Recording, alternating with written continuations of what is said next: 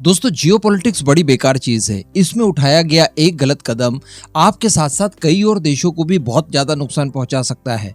और ऐसे ही कुछ हुआ है भारत, फ्रांस, अमेरिका और चाइना के मामले में। अभी पिछले कुछ समय अमेरिका से एक बहुत बड़ी गलती हुई थी और इसका खामियाजा अमेरिका सहित अब भारत को और साथ ही पूरे यूरोपियन यूनियन को उठाना पड़ सकता है।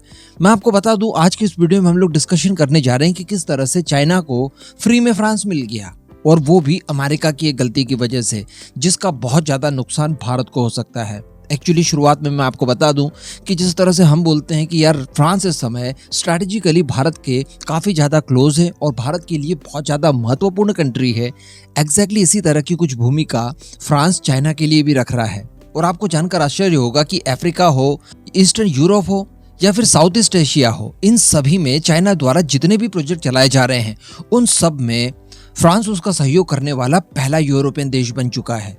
अब ये परिस्थितियां कैसे आई, क्यों आई, चलिए इसके ऊपर डिस्कशन करते हैं। वीडियो बड़ी इंपॉर्टेंट होगी, एकदम एंड तक जरूर देखते रहिएगा। दरअसल खबरें कुछ इस तरह की निकल कर आ रही है कि चाइना के अगले बेल्ट एंड रोड इनिशिएटिव में फ्रांस उसके साथ रहेगा। जी हाँ, मैं आपको बता दूं, चाइनीज विदेश मामलों की जो कमेटी है उसके जो निदेशक हैं वांग जी, ये 16 फरवरी को पेरिस में फ्रांस के राष्ट्रपति के विदेश मामलों के सलाहकार इमैनुअल बॉन के साथ 23वीं चाइना फ्रांस राजनीतिक वार्ता की सह अध्यक्षता करते हैं।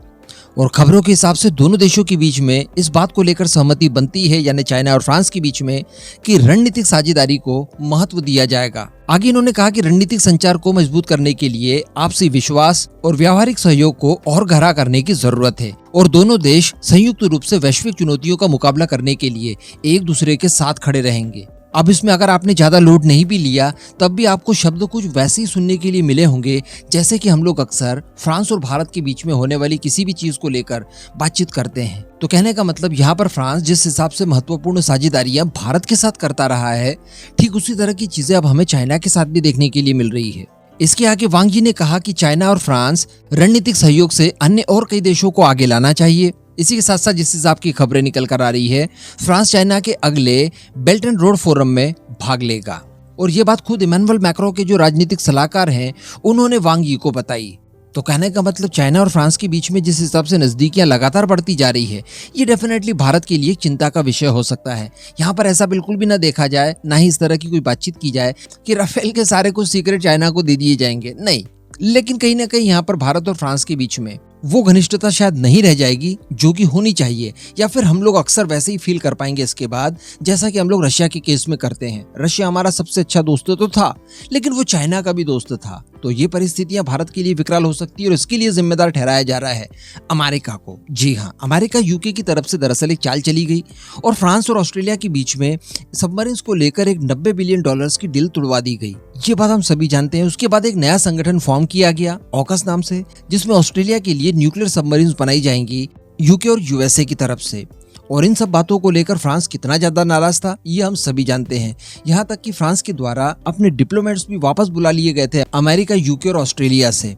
और ये एक ऐसा टर्निंग पॉइंट था अमेरिका और फ्रांस की दोस्ती के बीच में जो कि सबसे ज्यादा खतरनाक रहा है अभी तक। और इसके बाद में ये कहा जा सकता था कि फ्रांस और अमेरिका के बीच में जो विश्वास था, जिसके आधार पर दोनों देशों के सहयोग एक दूसरे को होते थे, वो विश्वास कहीं ना कहीं खत्म हो गया। फ्रांस अब किसी भी परिस्थिति में अमेरिका के ऊपर विश्वास नहीं कर सकता था। इसके बाद हम लोगों ने देखा कि रशिया यूक्रेन मामला हो, यहाँ पर भी फ्रांस की जो लाइनें थी वो अमेरिका से कुछ डिफरेंट थी। फ्रांस दुनिया का पहला ऐसा देश था जिसने रशिया को कॉन्फिडेंस में लेने के लिए पहले ये क्लियर कर दिया कि किसी भी परिस्थिति में फ्रांस अपने न्यूक्लियर वेपन्स का इस्तेमाल नहीं करेगा। यानी युद्ध की परिस्थिति में अगर रशिया यूक्रेन के ऊपर न्यूक्लियर वेपन्स दाग देता है, पूरा नेटो अगर रशिया के खिलाफ लड़ने जाता है, उसके बाद भी हम लोग किसी तरह से न्यूक्लियर वेपन से रिटेलिएट रशिया के ऊपर नहीं करेंगे।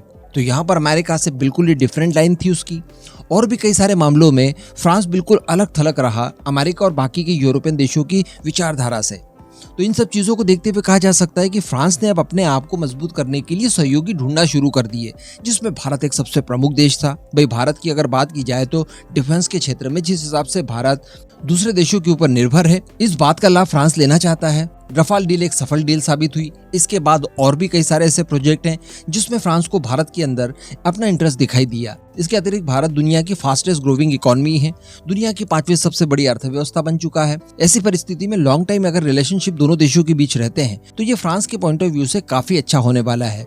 लेकिन इसी तरह की सेम चीजें वो चाइना के अंदर भी तलाश कर रहा है। उसे पता है कि चाइना भारत की तुलना में बहुत ज्यादा घटिया देश है, उसके ऊपर तो बिल्कुल विश्वास नहीं किया जा सकता। लेकिन अमेरिका की तरफ से जिस हिसाब से उंगलियां की गई उसके बाद फ्रांस के पास भी ज्यादा कोई ऑप्शंस नहीं बचते हैं और इन सब का खामियाजा उठाना पड़ रहा है भारत को। फ्रांस जितना भी नजदीक जाएगा चाइना के, ये भारत के लिए चिंता का विषय बना रहेगा।